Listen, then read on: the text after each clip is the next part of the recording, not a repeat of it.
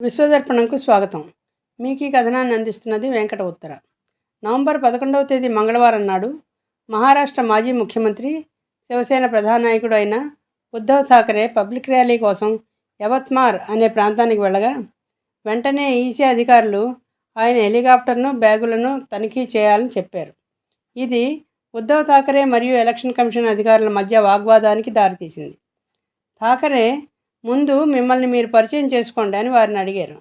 అంతేకాక ప్రధానమంత్రి నరేంద్ర మోదీ, హోంమంత్రి అమిత్ షా, మహారాష్ట్ర ముఖ్యమంత్రి ఏక్నాథ్ షిండే, ఉప ముఖ్యమంత్రి దేవేంద్ర ఫడ్నవీస్ల బ్యాగులు కూడా ఇలాగే చెక్ చేస్తారా అంటూ కోపంతో ఊగిపోయారు. వారి బ్యాగులను తనిఖీ చేసినట్టు వీడియో ప్రూఫ్ ఉంటే చూపించాలని డిమాండ్ చేశారు. తన బ్యాగులను చెక్ చేయడానికి ఒప్పుకుంటానని, అయితే ప్రధాని సహా అందరూ ఇతర రాజకీయ నాయకుల విషయంలోనూ ఇలాంటి ట్రీట్మెంట్ని ఎక్స్పెక్ట్ చేస్తున్నానని చెప్పారు. తన బ్యాగులను చెక్ చేసిన విషయం ర్యాలీలో కూడా ఆయన లేవనెత్తారు. తన బ్యాగులను అనేక మంది ఈసీ అధికారులు చెక్ చేయడాన్ని తను అనుమతించానని, దాని వీడియో ప్రూఫ్ కూడా ఉందని, అందుకే ఇతర రాజకీయ నేతల ప్రచారంలో వారిని కూడా ఇలాగే చెక్ చేయాలని అన్నారు.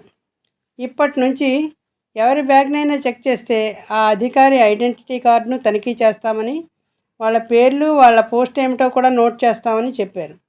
దర్యాప్తు అధికారులు మీ జేబులు తనిఖీ చేస్తే మీరు కూడా వారి జేబులు తనిఖీ చేయండి, ఆ హక్కు మీకుంది అని తన ప్రసంగంలో చెప్పారు.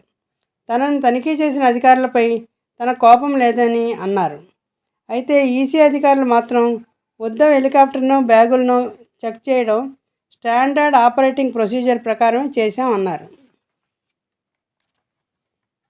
ఎలక్షన్ కమిషన్ ఎస్ఓపి ప్రకారం ఎన్నికల సమయంలో చార్టర్డ్ ఫ్లైట్స్ని, అందులోని బ్యాగ్స్ని సెంట్రల్ ఇండస్ట్రియల్ సెక్యూరిటీ ఫోర్స్ లేక పోలీసులు ఎటువంటి నియమాల సడలింపులు లేకుండా చెక్ చేయాలని, ఇప్పుడు కూడా మేము అదే చేశామని వారు చెప్తున్నారు.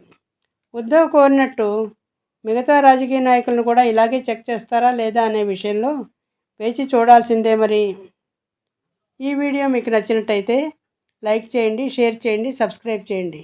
మరో వీడియోతో మళ్ళీ మీ ముందుంటాను. నమస్తే.